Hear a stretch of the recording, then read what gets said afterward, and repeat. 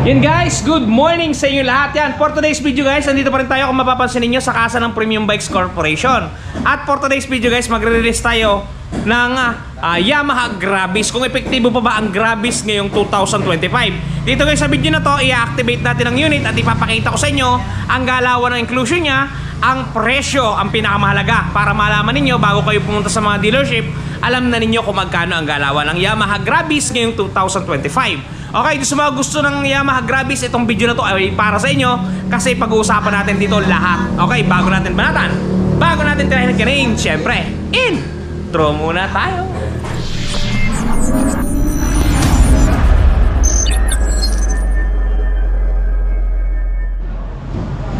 Yun guys, kung napapansin ninyo, nandito pa sa ating display area ang Gravis. So kukunin natin yan at ilalagay din sa harapan. Alright, ito guys, kunin na natin at ilagay sa display.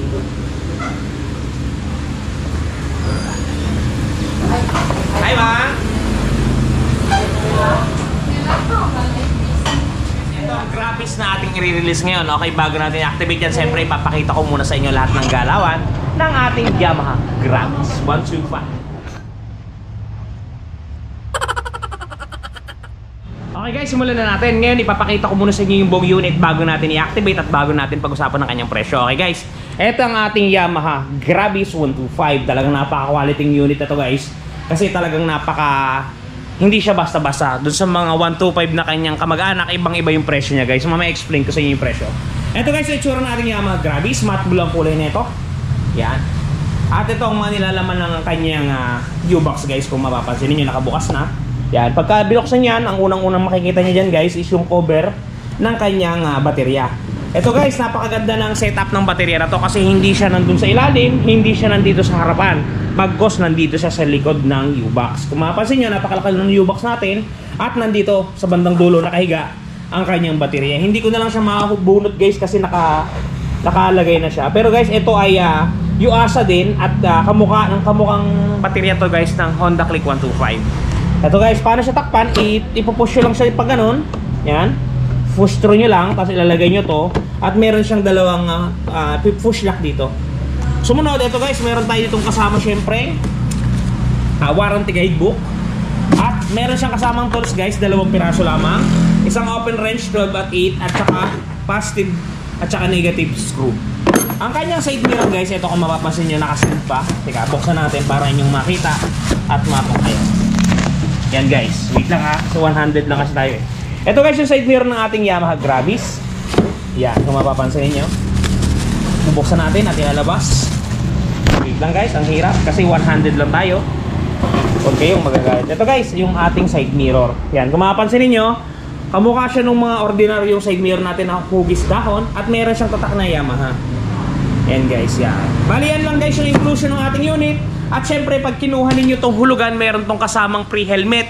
Full face guys, yung full face sa pinakita ko sa inyo na nakaraan, HPH ang tatak. Wala lang tayong sample ngayon kasi nasa bodega pa. Okay, at ito yung buong unit natin guys, kung makapansin ninyo. Naka-ano tayo guys, naka-digital tayo. Yan. At ganitong tsura ng kanyang susi. Kamukha din guys ng mga MIUI. At meron siyang, yan, meron siyang shutter lock. Yan, sorry. Meron siyang shutter lock. At meron tayong seat tsaka fuel dito. Ang fuel na to guys, ito kakaiba. Kasi yung mga unit na iba, ang fuel nandito sa U-box. Siya nandito sa harapan. Ito guys, i-click nyo lang to. Pindutin nyo tong fuel para ma-access nyo. Yun, yan guys Yan.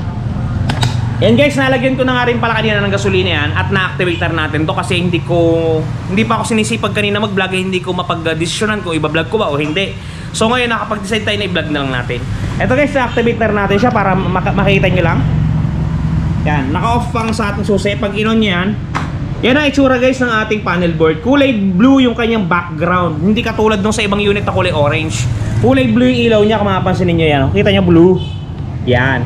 Meron tayo ditong fuel gauge indicator, speedometer, odometer, at saka eco, at saka fuel economy, yung mga pagtitingin natin ng sukat. And guys, kung mapapansin niyo, pwede natin ilipat yan. Yan, battery temperature, battery volts, odometer, trip, tapos yun lang, tatlo lang guys. Tapos dito mapapansin niyo, meron tayo ditong busina, signal light, saka high-low. Sa kabila naman, meron tayong built-in hazard, tsaka electric starter. Ayan guys. All in all, ito guys, may sabitan pa tayo dito pag tayo mamalengke at meron tayong legroom na maluwag guys. Pansinin nyo guys, oh. 5'6" ang height natin pero maluwag pa rin siya. Okay guys, pag-usapan mo natin ngayon ang price. Okay guys, bago natin start yung makina, ipapakita ko muna sa inyo ang galawan ng presyo ng Yamaha Gravis 125 natin. Ito guys, kung mapapansin niyo, napakagandang unit guys. Naka matte color blue siya. Yan, good item. Ito guys, nga pala ang presyo niya. Yamaha Gravis, 89,900 pesos ang kanyang suggested retail price. Yan. Ang down payment natin guys ay 5% lamang, which is 4,495 ito.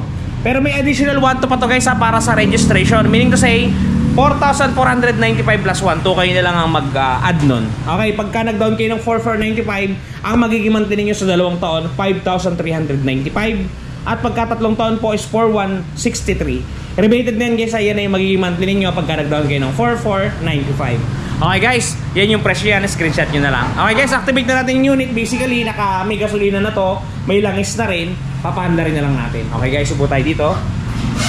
Sit back, relax, and enjoy. Ito guys, switch natin yung key. Yun. Bago natin i-start, patapusin muna natin yung intro nya. Yan, bilang respeto sa unit syempre.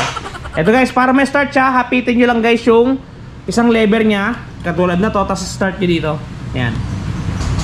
Yun guys, 1 click lang yung ating unit, talaga namang umandar agad. Di ba? Yan guys, umandar na yan. Makapansin niyo, umandar na yan. Ito guys, yung andaran ng ating unit, halos katunog na katunog to guys ng andaran ng ating Yamaha Mio Gear at Yamaha Mio UI. Halos same na same. Ayan guys, pakinggan ninyo.